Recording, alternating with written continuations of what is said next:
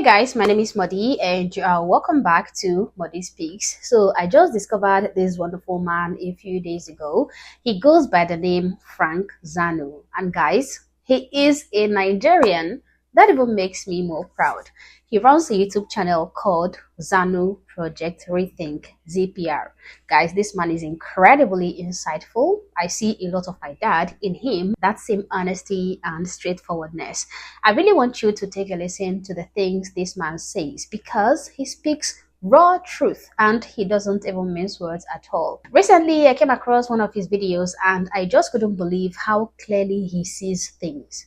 Some people actually call it the way it really is. In this video, he beautifully assured somebody like me that not all Black people, Africans included, are stuck in a victim mentality, believing that all their problems are caused by white people, but that there are also some rare unicorns amongst us who truly understand that we are the authors and the finishers of our own destiny.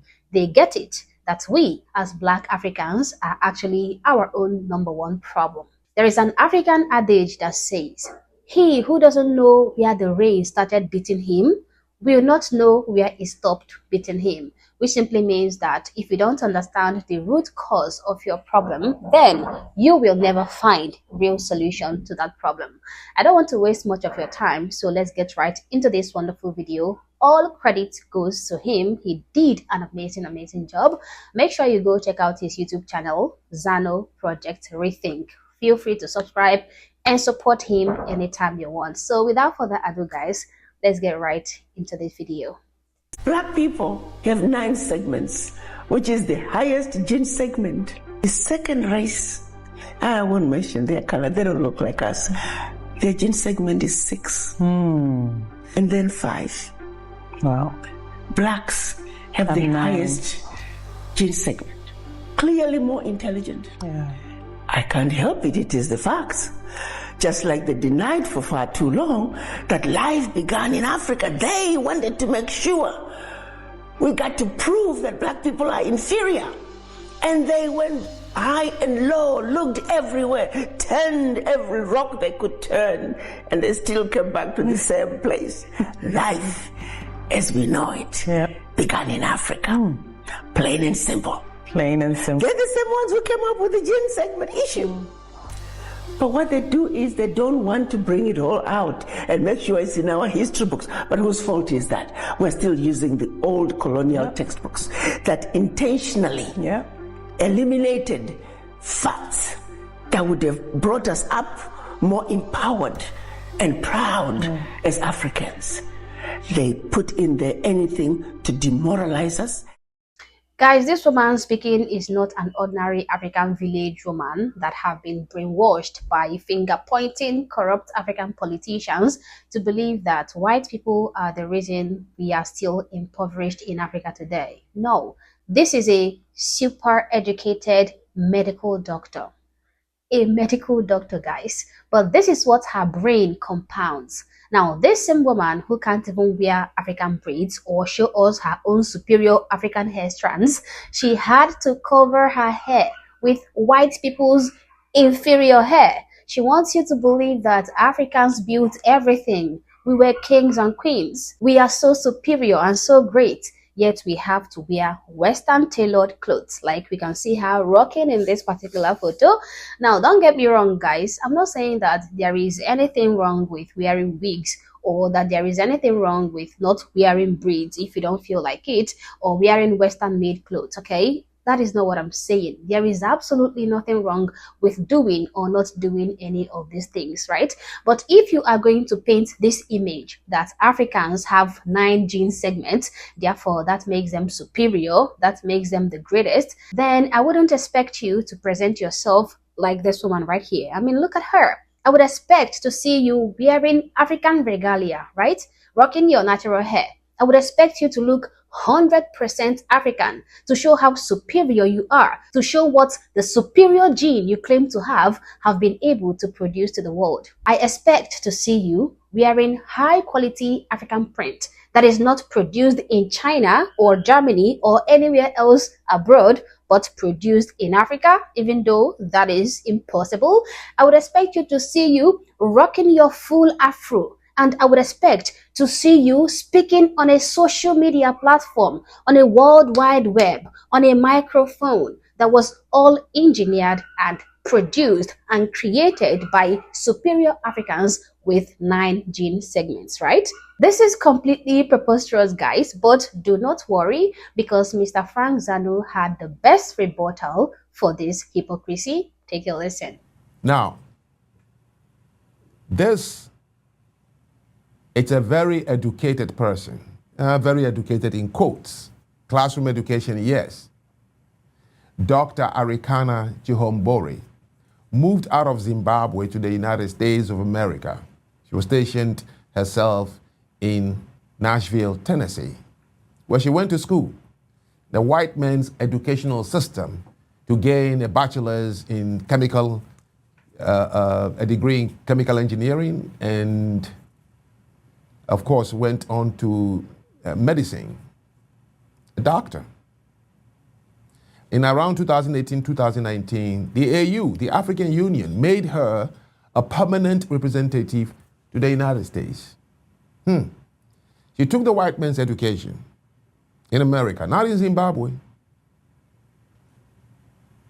to come up to that level, a diplomat.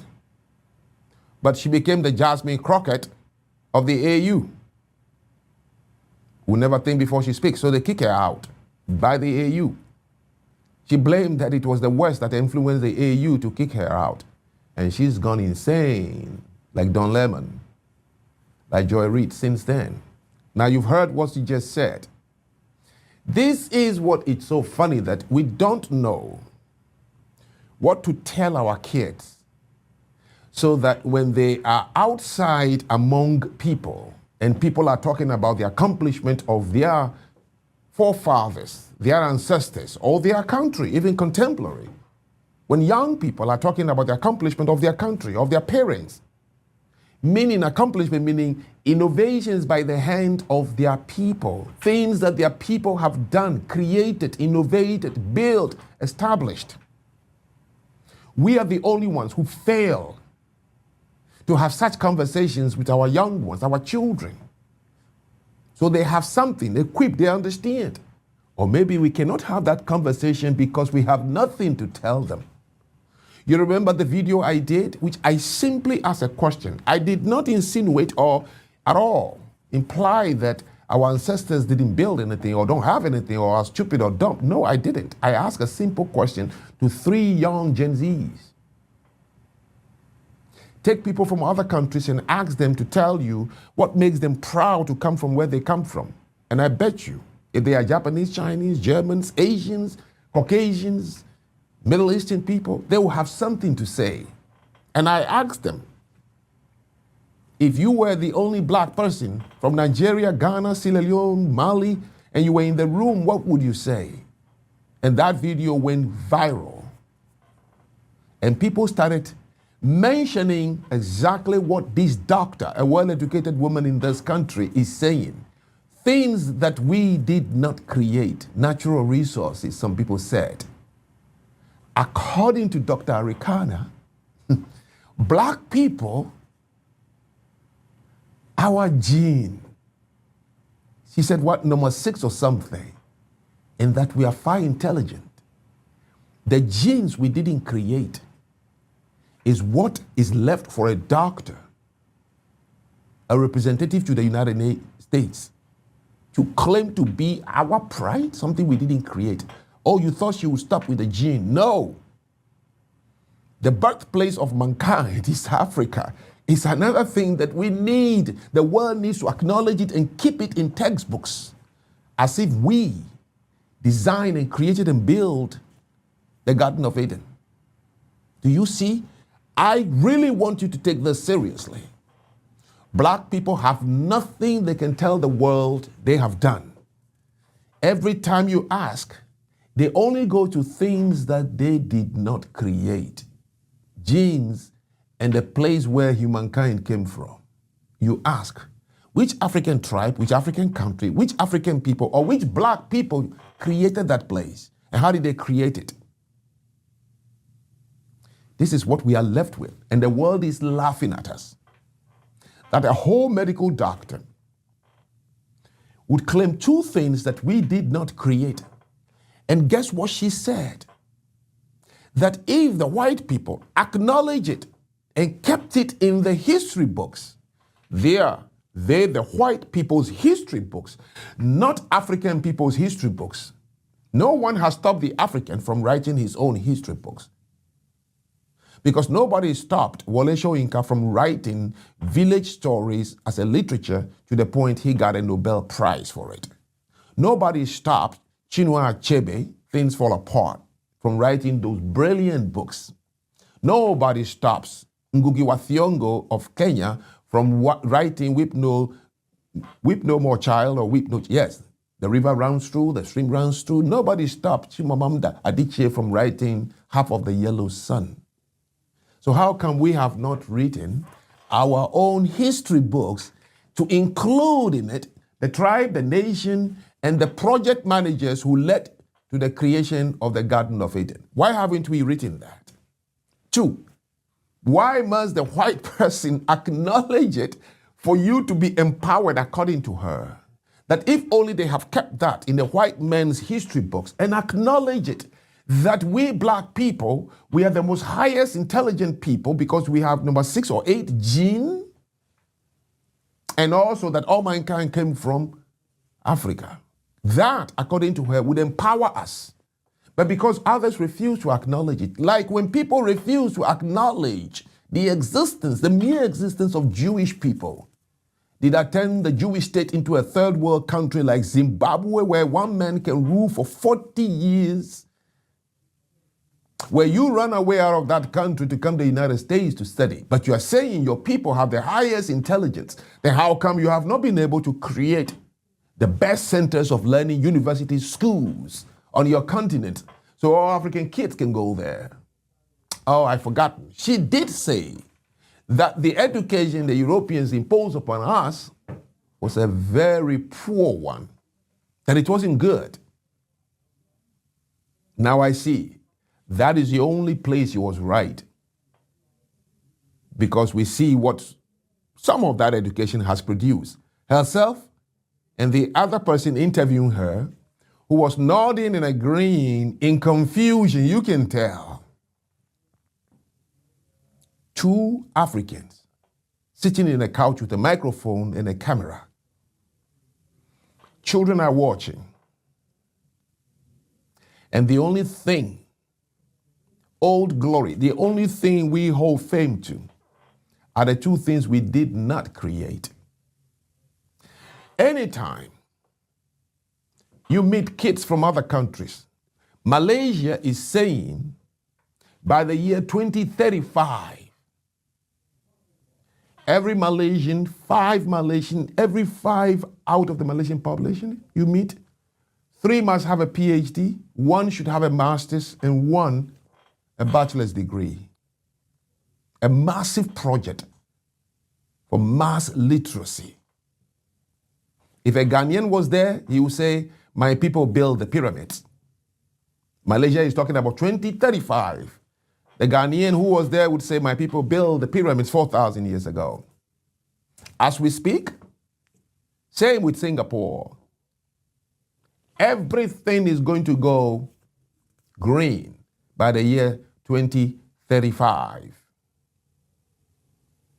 If there was a Nigerian in that room, he would say, and the blacks were Moors who conquered Spain thousands of years ago. Singapore is aiming for 2035. You speak to some countries like Denmark. Poland is saying by the year 2040, they will make sure that they've turned everything in Poland into green, solar, to advance education, agriculture, transportation. They will clean their air. If there was a Zimbabwean like her in the room, she would say, Africa is the birthplace of mankind. When other countries are talking about what they are going to achieve tomorrow, we are talking about what we did yesterday. And always, it is not something we build.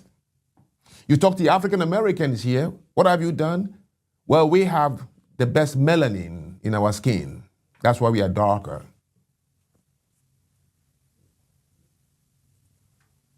That is what has become. That a whole medical doctor, a doctor, has nothing to talk about as the achievement of her people, except two things that are also in dispute and debate. What is this gene A that makes us intelligent? Now I say something. I would rather choose to be unintelligent. If gene 8 produces Zimbabwe and Africa, I'd rather be unintelligent. And if the European education system produces some people like her, then the European countries would have collapsed, because all they would have been dishing out are people with half brains like her. But proof, you can look at the European countries that created the very education that gave her the title she holds today, the very livelihood she has lived, to become a diplomat, all from the Western educational system. Not one single book she read was from Zimbabwe, unless, of course, it's about the biography of Robert Mugabe, who ruled the country for 38 or 40 years. I am ashamed sometimes. I'm ashamed just listening to black people who look like me talk. Seriously. They should disturb you. You see her body language and the funny face? She is not happy because she lived in the West to go to school.